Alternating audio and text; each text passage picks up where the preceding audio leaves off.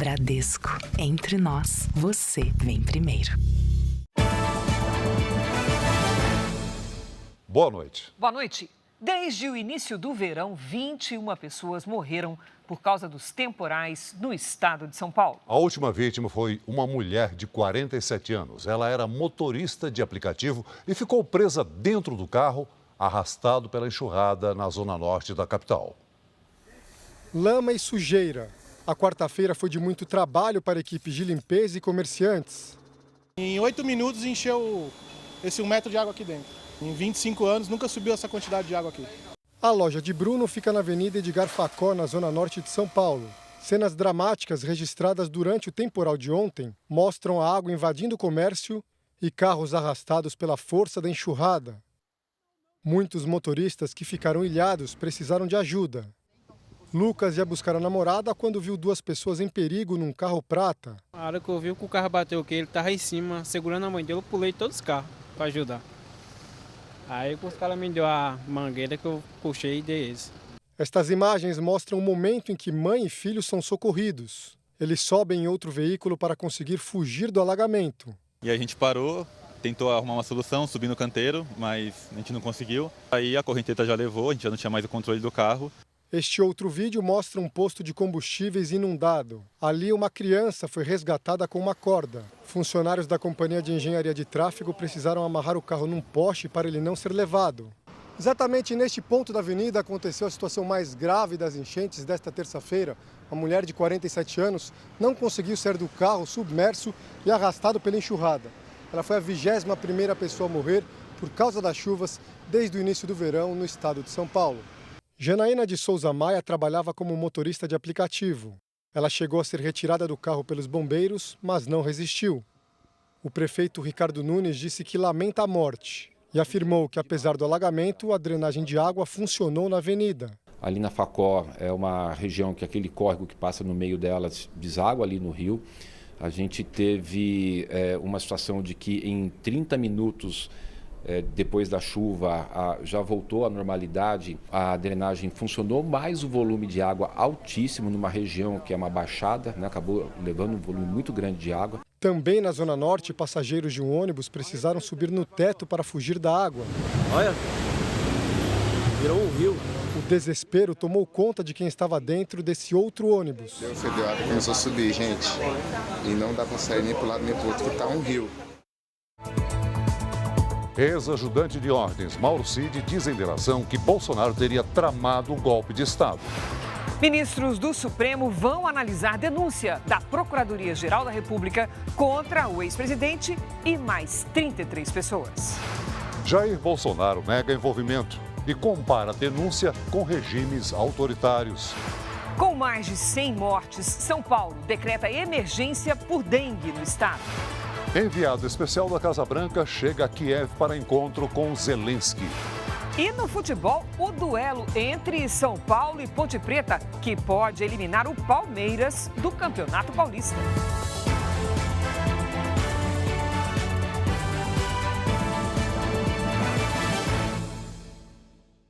Oferecimento: Crédito Bradesco. Dinheiro na hora em 3 cliques pelo app.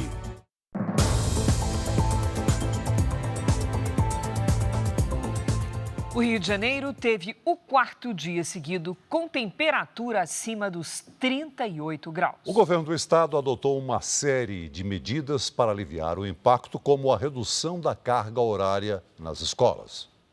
A Thaís é aluna deste colégio estadual. Ela divide a sala com outros 19 colegas. O aparelho de ar-condicionado está quebrado. Do turno da tarde tem pessoas que já desmaiou, então assim, não está dando. 16% das instituições de ensino do estado não são climatizadas. Elas estão autorizadas a reduzir a carga horária para 50%, atuar em meio período ou fazerem revezamento em salas de aula que possuam climatização. Outra preocupação das autoridades é com quem trabalha exposto ao sol.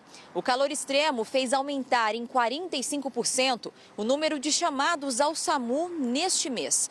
Por isso, a Secretaria de Saúde vai emitir um alerta diário sobre as altas temperaturas aos municípios do estado. Uma complementação que a partir de amanhã também vai estar já contida no nosso plano de contingência, que é um enfrentamento ao excesso de calor. Na capital, 9 bases vão distribuir água à população. No mês passado, o calor fez 3.000 pessoas procurarem atendimento médico na cidade. Se a umidade ficar abaixo dos 12%, o Corpo de Bombeiros vai propor medidas mais duras. Vamos aconselhar que as pessoas evitem qualquer tipo de atividade ao ar livre, porque realmente é uma situação de saúde pública. A onda de calor que atinge boa parte do país exige cuidado redobrado com a hidratação. E aqui vale um alerta. Muitas pessoas procuram atendimento médico com sinais de tontura e fraqueza, sem saber que podem estar bebendo menos água do que o necessário.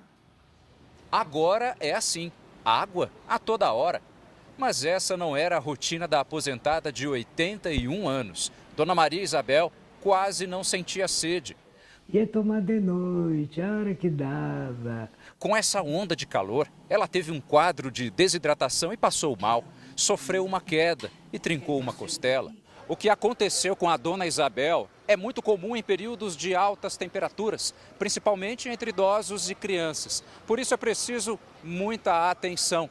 Além da sede, o corpo tem várias maneiras de sinalizar que precisa de água. Boca seca, tontura, sensação de fraqueza, sonolência e dor de cabeça não devem ser ignoradas. Esta médica do Hospital Moriá reforça que é preciso tomar 2 litros de água por dia. O ideal é distribuir, tá? Porque às vezes tem gente que fala, não tomei água o dia inteiro, vou tomar 2 litros de uma vez. Não é a mesma coisa. Então, o ideal é a gente ir hidratando durante o dia, tá? 200 ml a cada 1 hora, e não tomar tudo de uma vez. Nos 3 primeiros meses do ano passado, a desidratação foi responsável por mais de 13.000 atendimentos em ambulatórios e hospitais do país. Por isso, beber água nunca é demais. A gente sempre tem que estar mantendo as garrafas cheias. Então eu chego a tomar uns 3 litros por dia, até mais. Dona Isabel não vai mais descuidar da hidratação. Agora eu tomo uma garrafinha atrás da outra. A tecnologia de alertas pelo celular, usada pela Defesa Civil em alguns estados, tem ajudado a população a se proteger em situações severas de mau tempo. Desde o fim do ano passado, mais de 80 alertas foram emitidos em São Paulo. De repente, o tempo fecha. O céu fica carregado de nuvens e a atenção precisa ser redobrada. Transtorno, preocupação e apreensão. Temperaturas elevadas durante o dia e temporais, principalmente à tarde e à noite. Os extremos do clima têm feito parte da rotina dos moradores. Desde dezembro do ano passado, a Defesa Civil de São Paulo tem usado uma nova tecnologia para emitir alertas preventivos à população sempre que há previsão de temporais. A ferramenta permite o envio rápido das mensagens para os celulares, sem a necessidade de aplicativos específicos. A pessoa precisa apenas ter um aparelho celular ligado, conectado ao sistema de telefonia 4G ou 5G. Não precisa nem ter crédito no celular. Mais de 80 alertas foram emitidos desde que o sistema começou a funcionar. Podem ser alertas severos ou alertas extremos, a depender do volume de chuva, da intensidade e do potencial de gerar transtornos nas cidades. Não é uma previsão do tempo. Ele é um alerta para a população não se colocar em risco no momento em que a chuva chega naquela região. A partir dos dados de 7 radares espalhados pelo estado, é possível mapear em tempo real a localização das pessoas e das áreas de risco. Equipes calculam o volume de chuva previsto, o risco de enchentes, deslizamentos de terra e ainda a possibilidade de rajadas de vento. E muitas vezes esse alerta chega com a chuva já iniciada e nós sabemos disso. O que a gente está querendo dizer para o cidadão é, olha, você não pode ficar numa área que alaga, saia daí, procure um local mais alto. Esse alerta nos avisa para a gente se movimentar, ou para já voltar para casa, ou para se proteger. Então eu vejo como uma iniciativa bem importante. Hora de conversar com a Lidiane Sayuri. Oi, Lid, boa noite. Como é que vai ficar o tempo nessa quinta-feira? Olha, Cris, ainda muito quente, com atenção para a chuva forte em vários estados. Boa noite para você. Oi, Celso, boa noite. E E boa noite para você de casa. A onda de calor continua influenciando parte do Brasil com temperaturas bem elevadas no Rio de Janeiro, Minas Gerais e Espírito Santo. Amanhã, a capital Curitiba continua na rota dos temporais. Chove entre a tarde e a noite, com 29 graus de máxima. Em São Luís e em Manaus, a chuva forte acontece em vários momentos do dia e a temperatura máxima fica entre os 28 e os 30 graus. Na capital paulista, até o fim de semana, as pancadas típicas de verão e os temporais marcam presença no fim da tarde. Amanhã faz até 35 graus. Entre sexta e sábado, os volumes de chuva aumentam e as temperaturas diminuem um pouco. As máximas ficam entre os 32 e os 30 graus. Hoje, a maior quantidade de água caiu sobre os estados do litoral do Ceará e do Piauí. Neste momento, as nuvens mais carregadas se concentram sobre os estados do Norte e do Nordeste. Amanhã, o ar quente e a umidade favorecem a formação de nuvens carregadas no fim do dia entre Santa Catarina, São Paulo, Mato Grosso e Pará. Tem alerta para temporais. Quinta tarde, com 31 graus em Porto Alegre e em Porto Velho, 39 no Rio de Janeiro, 35 em Goiânia e até 32 em Salvador. Tempo Delivery. A Cibele é de Paulista, Pernambuco. Bem-vinda, Cibele. Mais uma semana que termina abafada e com chuva isolada no fim da tarde. O Ronaldo quer saber como fica o tempo em Anápolis, Goiás. Oi, Ronaldo. Nos próximos dias o tempo fica seco, sem nadinha de chuva. Tem alerta para baixa umidade do ar pelo menos até sábado. As máximas chegam aos 32, 33 graus. Participe você também. Poste seu pedido nas redes sociais com o nome de uma cidade e a hashtag você no JR. Cris, Celso. Obrigado, Lidy. O governo de São Paulo decretou situação de emergência por causa da dengue no estado. 113 mortes já foram confirmadas este ano.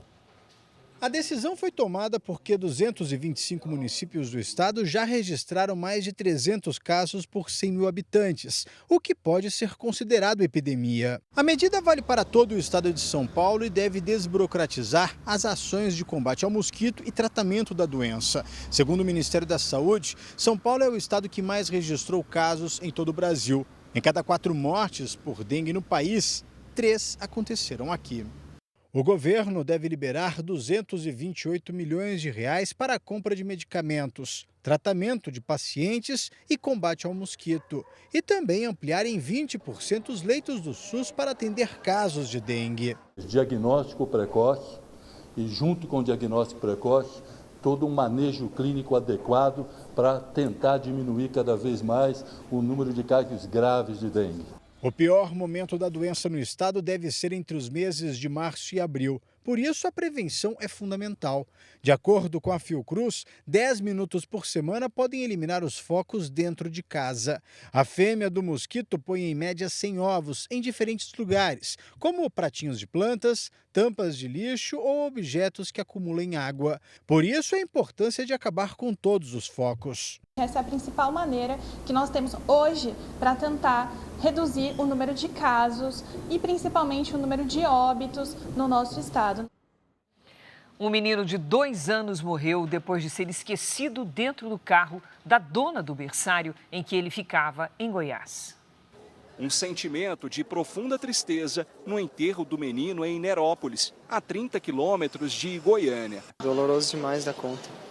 Peguei ele com vida, saudável, bem, e a gente recebe ele de volta no caixão. Salomão Faustino, de 2 anos, era o único filho da família. O menino morreu depois de ter sido deixado no carro da dona do berçário. A mulher era responsável por trazer a criança aqui para a creche. Ao chegar, ela teria descido e deixado Salomão dentro do carro estacionado, sob um calor de mais de 30 graus. Ela só se deu conta do que aconteceu 4 horas depois, quando já se preparava para ir embora. Ao entrar no veículo, abrir a porta, deparou com a criança já desfalecida, naquele ambiente confinado. O corpo de bombeiros foi chamado, mas o menino já estava morto. Segundo a polícia, a dona do berçário ainda tentou fugir, mas foi capturada e presa em flagrante. O advogado dela divulgou um vídeo. No momento da prisão em flagrante, a minha cliente estava a caminho do distrito policial para se apresentar. Nós confiamos na investigação da brilhante Polícia Civil do Estado de Goiás e na atuação da Justiça. Ela deve ser indiciada por homicídio culposo quando não há intenção de matar. A mãe do menino passou mal no enterro e teve que ser hospitalizada. 5 suspeitos morreram e 8 foram presos numa ação da polícia contra uma organização criminosa suspeita de cometer homicídios, tráfico de drogas e roubo de veículos na Bahia. Comunidades dominadas pelo tráfico foram ocupadas pela polícia ainda de madrugada. Houve troca de tiros durante a ação. 5 suspeitos morreram no confronto com policiais. Todos eles ocupam posições estratégicas dentro do grupo criminoso. São realmente os que confrontam com as guarnições policiais e que cometem esses homicídios aí, aterrorizando os bairros. Foram expedidos 31 mandados de prisão contra um grupo criminoso suspeito de tráfico de drogas. Além de envolvimento com tráfico, eles também são suspeitos de participação em 7 homicídios na periferia de Salvador. Entre as vítimas está uma criança de 11 anos. Os policiais também apreenderam armas, munição, drogas e dinheiro. Nós entendemos que com essas prisões de hoje, nós desarticulamos a prisão e para além daqueles homicídios que nós já tínhamos detectado que eles tinham cometido, com certeza a partir dos interrogatórios que serão efetuados, nós vamos inclusive esclarecer outros crimes que aconteciam naquela área. O avião trazendo os 2 jovens brasileiros vítimas de tráfico humano em Mianmar, no sudoeste asiático, pousou no início da tarde em Guarulhos, na Grande São Paulo. A nossa colega Adriana Perrone está no local e acompanhou a chegada. Olá, Adriana, boa noite. Oi, Cris, Celso, boa noite para vocês, boa noite a todos. Olha, os 2 saíram bastante emocionados aqui do posto da Polícia Federal no aeroporto, depois de prestarem depoimento e foram recebidos, claro, com muita emoção pelos parentes que aguardavam ansiosos por esse momento. Felipe de Moura Ferreira, de 26 anos, e Lucas Viana dos Santos, de 31, passaram 4 meses fora do Brasil. Eles aceitaram uma falsa oferta de emprego no final do ano passado.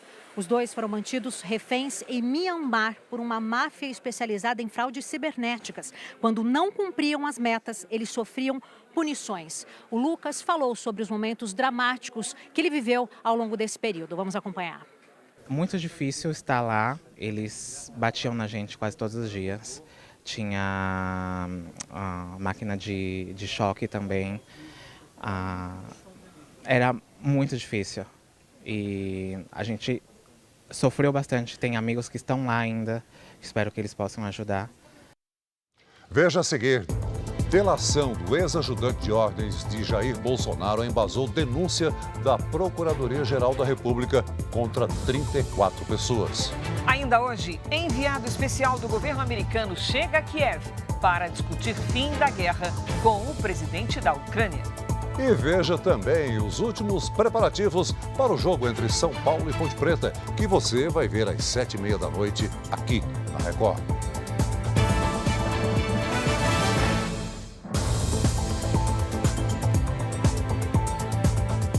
Um resgate dramático foi registrado pela câmera corporal de um policial no estado americano do Arizona. As imagens mostram o carro já em chamas numa rodovia. O policial tenta quebrar o vidro da janela para resgatar a motorista. Outras pessoas usam extintores de incêndio para tentar conter as chamas, mas o fogo se espalha rapidamente, até que um bombeiro se aproxima e consegue retirar a mulher pela janela. O jornal La Nación publicou uma mensagem do executivo responsável pelas criptomoedas que geraram uma crise política na Argentina. Na conversa com um empresário, Hayden Davis diz que faz pagamentos à irmã do presidente. Ele assina o que eu digo e faz o que eu quero, afirmou. Davis diz que não lembra da conversa. Na semana passada, o presidente argentino divulgou a criptomoeda nas redes sociais. A postagem valorizou o investimento, mas depois milhares de pessoas tiveram prejuízos. Milei afirma que não tem responsabilidade pelo que ocorreu. Um tribunal federal foi nomeado para investigar o caso. De volta ao Brasil, o ministro Dias Toffoli, do Supremo Tribunal Federal, anulou todos os atos da Operação Lava Jato relacionados ao ex-ministro Antônio Palocci. Toffoli considerou que houve parcialidade nas decisões de Sérgio Moro, o que o ex-juiz sempre negou. Palocci ficou preso de setembro de 2016 a dezembro de 2018, suspeito de receber propina em contratos com o governo. A delação dele foi mantida. Um acidente com 3 caminhões interditou a Via Dutra em Jacareí, interior de São Paulo. 2 pessoas ficaram feridas, uma delas em estado grave. O helicóptero Águia da Polícia Militar foi acionado para o resgate. O congestionamento passou de 4 quilômetros. Em São Paulo, a polícia faz buscas por uma jornalista britânica que está desaparecida desde o dia 8 de fevereiro.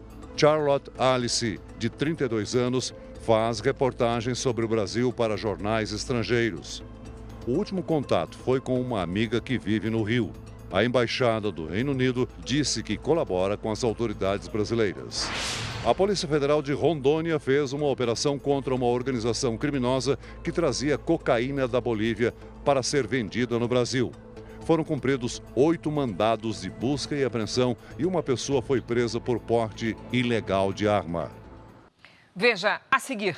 Grupo terrorista Hamas diz que pode libertar todos os reféns israelenses na segunda fase do acordo de cessar-fogo.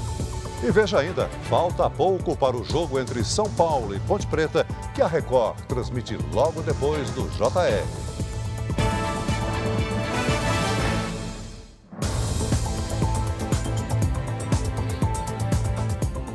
A polícia de São Paulo investiga uma empresa suspeita de anunciar a venda de imóveis que não existem. Os clientes dão uma entrada sem visitar o apartamento e acabam no prejuízo. Uma vítima perdeu R$150 mil. Sair do aluguel é um plano antigo. Elisângela encontrou na internet um anúncio que chamou a atenção. Numa reunião, a vendedora falou que o imóvel tinha outros interessados e que era preciso dar uma entrada alta para segurar o apartamento antes mesmo de fazer uma visita. E aí ela falou, você tem o fundo de garantia? Ela pediu licença, pegou meu celular, começou a consultar lá, falou, você consegue esses R$10 mil para garantir. Quando ela quis desistir do negócio, a empresa se recusou a devolver o dinheiro. Esta delegacia na Zona Leste de São Paulo foi procurada por outra pessoa, que também disse ter sido enganada. A nossa vítima aqui chegou pagando 5 mil, foi negociando, depois depositou mais 20, depositou mais 60 e chegou a depositar no total R$150 mil para a aquisição de um imóvel avaliado em 350 mil. A polícia cumpriu nesta quarta-feira 7 mandados de busca e apreensão. Em um dos endereços encontrou uma das vendedoras. Ela prestou depoimento, disse que não houve fraude, porque negociava consórcios imobiliários e não imóveis. Eles tentam jogar essa fraude, essa história do desacordo, para tentar descaracterizar o crime de estelionato. A polícia descobriu que o endereço informado aos clientes era de um espaço de escritórios compartilhados. Segundo a investigação, as fotos de imóveis divulgadas na internet eram copiadas de outros anúncios. Quando alguém se interessava pela oferta, a empresa alugava uma sala só para receber a pessoa e fechar logo o negócio com o pagamento de uma entrada. A polícia vai rastrear o caminho do dinheiro recebido pela empresa suspeita. A empresa não atendeu nossos contatos. Não tem nenhum tipo de respeito por ninguém, com más intenções e pega o seu dinheiro assim, do nada, sem fazer nada. A Secretaria de Administração Penitenciária do Rio de Janeiro apreendeu celulares e instalou um bloqueador de sinal no maior complexo de presídios do estado. A força-tarefa quer acabar com as regalias que integrantes de facções criminosas têm dentro da cadeia. Os agentes fizeram buscas no telhado do presídio e apreenderam celulares. Aqui foi preciso usar uma câmera e aumentar o buraco no concreto para encontrar os aparelhos que estavam escondidos. 3 celulares foram achados embaixo do vaso sanitário. Entre os degraus, os internos também escondiam drogas. Esses celulares, que nós retiramos de dentro da unidade prisional, eles impactam diretamente na segurança pública aqui fora. Se efetivamente uma liderança ou um preso resolver, mediante esse celular, e dar alguma ordem, cometer algum crime nesse sentido, esse celular vai ser nocivo. Hoje, 3 unidades de Bangu foram vistoriadas. Em menos de uma semana, 110 celulares foram apreendidos. Além da vistoria, os agentes penitenciários também usaram um bloqueador portátil de sinal para impedir a comunicação dentro do conjunto de presídios. O equipamento foi cedido temporariamente pela Secretaria Nacional de Políticas Penais e atende a uma unidade por vez.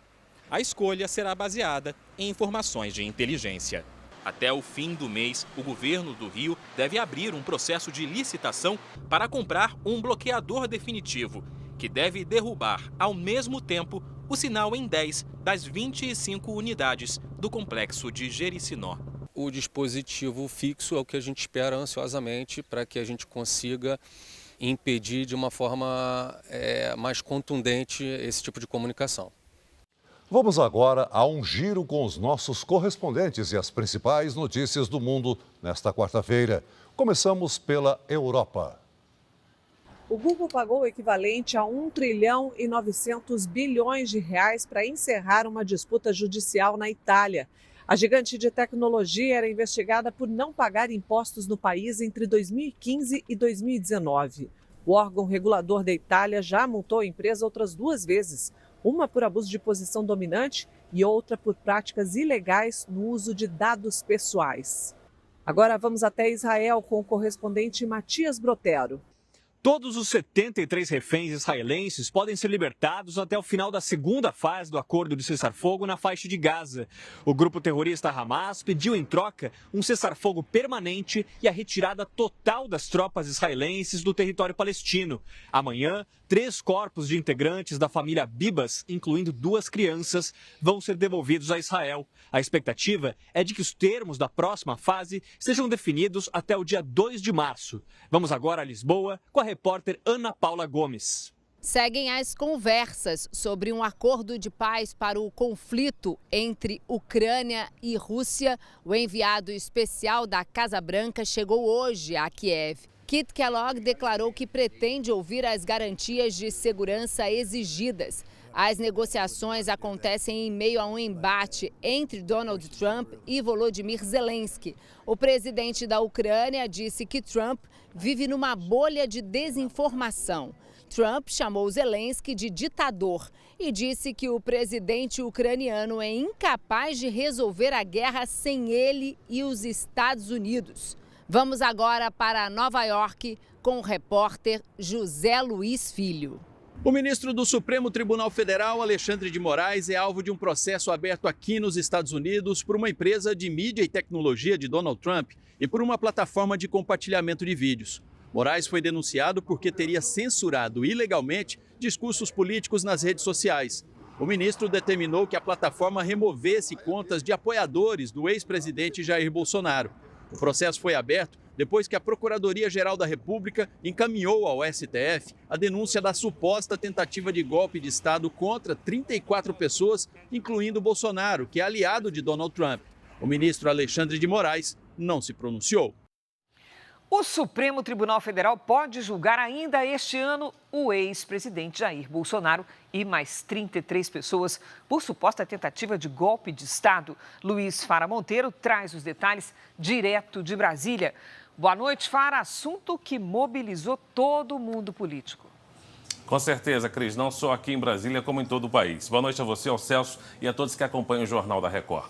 A denúncia foi apresentada pela Procuradoria-Geral da República. A denúncia da PGR tem 272 páginas. Segundo o documento, os membros da organização criminosa estruturaram, no âmbito do Palácio do Planalto, plano de ataque às instituições, com vistas à derrocada do sistema de funcionamento dos poderes e da ordem democrática, que recebeu o sinistro nome de Punhal Verde-Amarelo. E que os planos incluíam o monitoramento dos alvos, o ministro Alexandre de Moraes e o presidente Lula. O plano contemplava a morte dos envolvidos, até com o uso de explosivos. A denúncia cita a participação do ex-presidente Jair Bolsonaro em um ato que aconteceu na Avenida Paulista, no dia 7 de setembro de 2021, quando ele disse que só sairia da presidência preso ou morto. Durante o discurso, Bolsonaro desferiu ataques ao STF e disse: ou o chefe desse poder enquadra o seu, ou esse poder pode sofrer aquilo que não queremos. Em outro trecho, o relatório cita o documento encontrado na sede do PL, que tratava do estado de sítio e decretação da operação de garantia da lei e da ordem. Entre os 34 denunciados também estão o ex-ajudante de ordens Mauro Cid, os generais e ex-ministros Braga Neto, Augusto Heleno e Paulo Sérgio Nogueira, o almirante e ex-comandante da Marinha Almir Garnier, o ex-diretor-geral da Agência Brasileira de Inteligência, Alexandre Ramagem, o ex-ministro da Justiça, Anderson Torres, e o ex-diretor da Polícia Rodoviária Federal, Silvinei Vasquez. Bolsonaro foi denunciado por liderar organização criminosa armada, tentativa de abolição violenta do Estado Democrático de Direito, golpe de Estado, dano contra patrimônio da União e deterioração de patrimônio tombado. Hoje, o ministro Alexandre de Moraes deu prazo de 15 dias para que as defesas se manifestem. Em seguida, a denúncia vai ser submetida a julgamento na primeira turma do STF, a quem cabe decidir se os denunciados se tornam réus. A defesa de Jair Bolsonaro disse ter recebido a denúncia com estarrecimento e indignação e negou o envolvimento dele com a tentativa de golpe de Estado. Nas redes sociais, o ex-presidente afirmou que o mundo está atento e que o truque de acusar líderes da oposição de tramar golpes não é novo.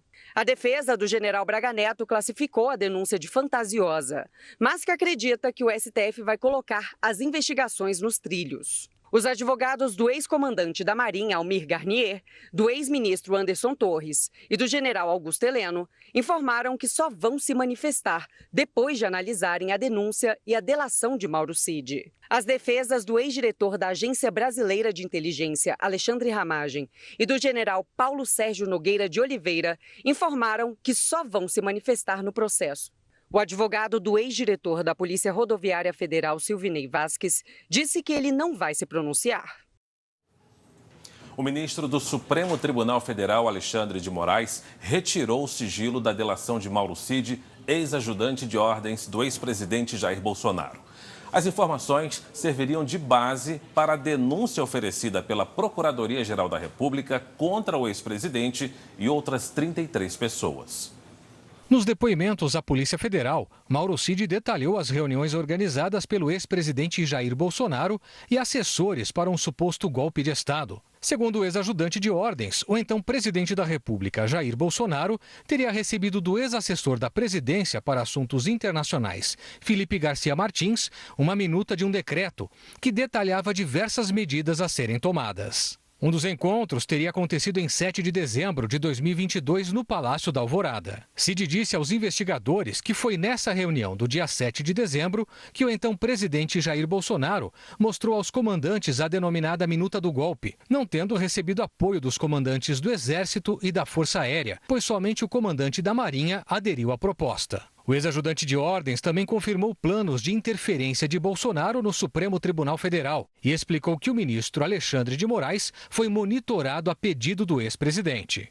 Cid disse à PF que foi determinado o monitoramento de uma pessoa denominada professora, que era o ministro Alexandre de Moraes. Perguntado sobre quem realizou o monitoramento do ministro, Cid confirmou que realizou os pedidos ao coronel Marcelo Câmara. Ao ser perguntado sobre quem solicitou que fizesse o acompanhamento do ministro Alexandre de Moraes, Cid respondeu que foi o próprio presidente da República, Jair Bolsonaro, quem pediu para verificar a posição e a localização do ministro. Cid revelou ainda que um dos motivos do monitoramento foi o fato de que o então presidente havia recebido uma informação de que o general Mourão, então vice-presidente, estaria se encontrando com o ministro Alexandre de Moraes em São Paulo e que o pedido foi uma maneira de verificar se essa informação era verdadeira ou não. Em troca da delação, Mauro Cid pediu à Justiça o perdão judicial ou pena de até 2 anos de prisão, restituição de bens e valores apreendidos durante a investigação, além da proteção da Polícia Federal para a segurança dele e da família. A defesa de Felipe Martins disse em nota que repudia veementemente a condução desse processo e que vai demonstrar que as acusações são falsas. A defesa de Marcelo Câmara diz que não vai se manifestar até ter acesso à delação completa. A defesa de Braga Neto diz que teve o pedido para prestar esclarecimentos ignorado pela Polícia Federal e pelo Ministério Público Federal. A denúncia contra o ex-presidente Jair Bolsonaro e mais 33 pessoas por suposta tentativa de golpe de Estado foi o principal assunto no meio político hoje aqui em Brasília.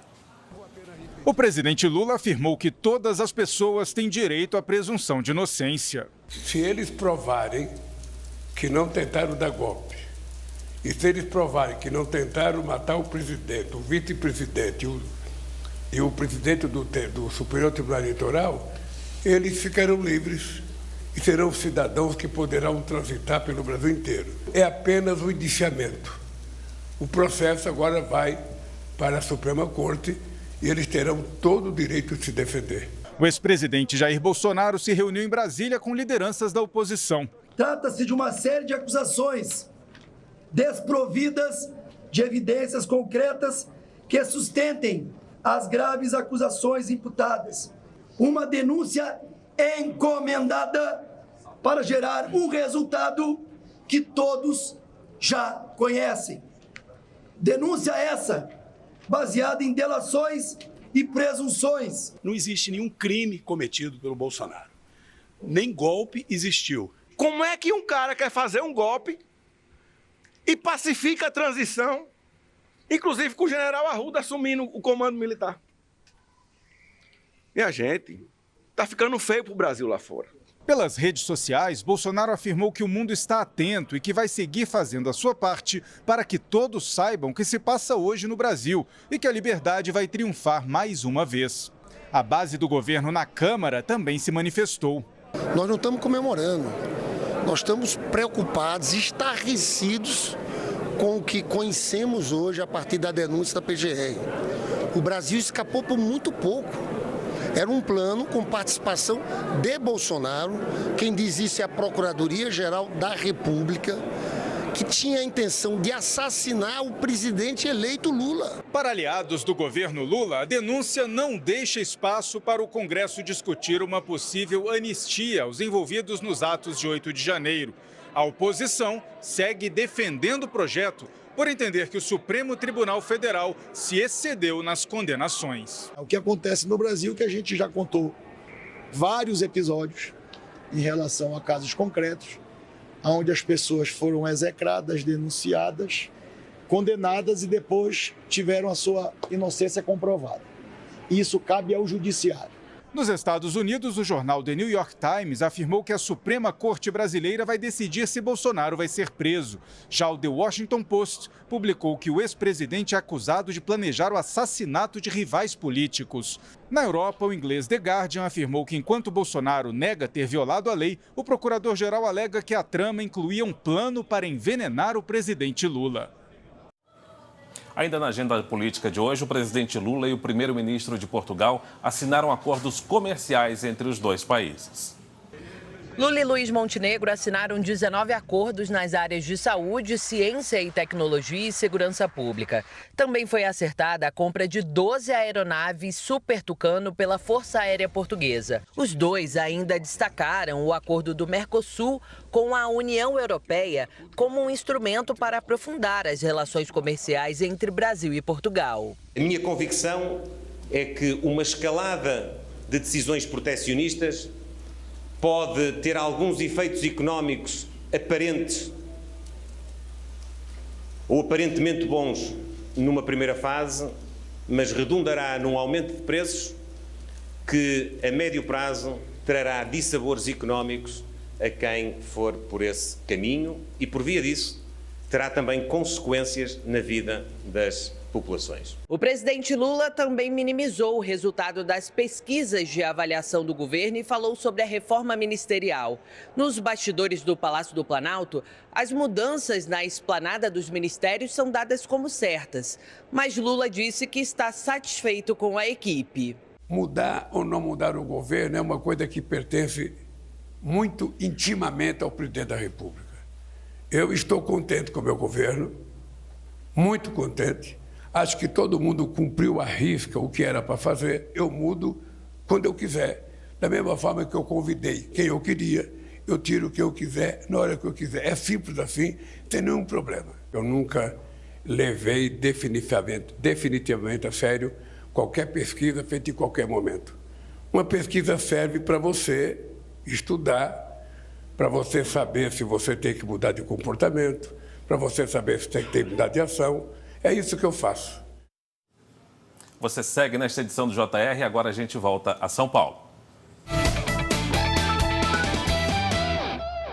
Daqui a pouco, logo após o Jornal da Record, tem São Paulo e Ponte Preta ao vivo aqui na Record. O confronto é válido pela penúltima rodada da primeira fase do Campeonato Paulista. E a gente vai até o Morumbis falar com Paloma Totti. Boa noite, Paloma. Este jogo vale muito, não só para São Paulo e Ponte Preta, né? Verdade, Celso. Boa noite para você, todo mundo que está nos assistindo. Jogo importante, todo mundo de olho na tela da Record. O São Paulo entra em campo valendo a liderança do Grupo C. A vitória garante ao tricolor o direito de jogar as quartas de final contra o Novo Horizontino aqui no Morumbis, pertinho, com o apoio da torcida. Já a Ponte Preta, que faz a terceira melhor campanha da competição, tem o Palmeiras na cola e precisa vencer para ficar mais perto da classificação. Vamos começar então a girar as notícias dos times, como eles chegam para esse duelo. A gente começa pelos donos da casa, claro. Bruno Piscinato conta pra gente tudo sobre o São Paulo. Boa noite, Bruno. Oi, Paloma, boa noite. O São Paulo chega com força máxima, apenas 2 desfalques. O meio-campista Alisson e o zagueiro Juan, que foram titulares contra o Palmeiras, sentiram lesões e foram poupados. Grande desfalque também aqui no banco de reservas do São Paulo. O técnico Luiz Ubeldia recebeu o terceiro cartão amarelo, não vai dirigir o São Paulo. No lugar dele, Maxi Cubeiras, o auxiliar, que escalou o São Paulo da seguinte forma. Número 1 no gol, número 23 no gol, Rafael. Na lateral direita, Igor Vinícius. Na zaga, Alan Franco e também Arboleda. Na lateral esquerda, Enzo Dias. No meio-campo, Pablo Maia, Bobadilha, os craques Lucas e Oscar e no ataque Luciano e Caleri. Além disso, o lateral esquerdo Wendel, que foi contratado pelo Porto de Portugal, foi relacionado pela primeira vez e pode fazer sua estreia aqui no Morumbis. O São Paulo não vence há 4 jogos e quer, junto com sua torcida, voltar a vencer e garantir essa vantagem, o primeiro lugar do grupo. Paloma.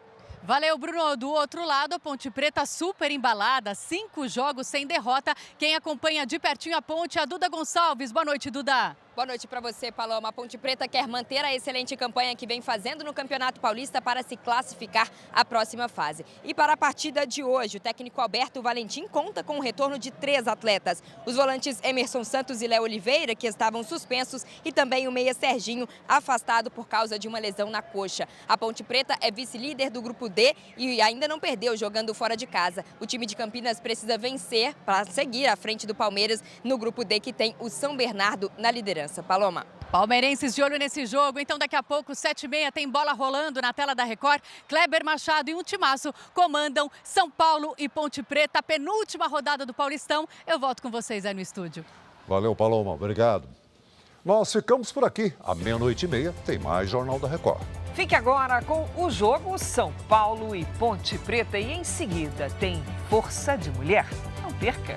Ótima noite para você. Boa noite.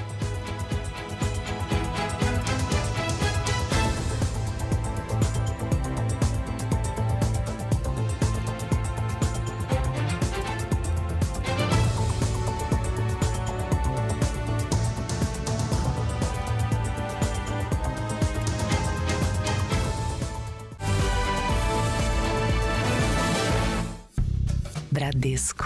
Entre nós, você vem primeiro.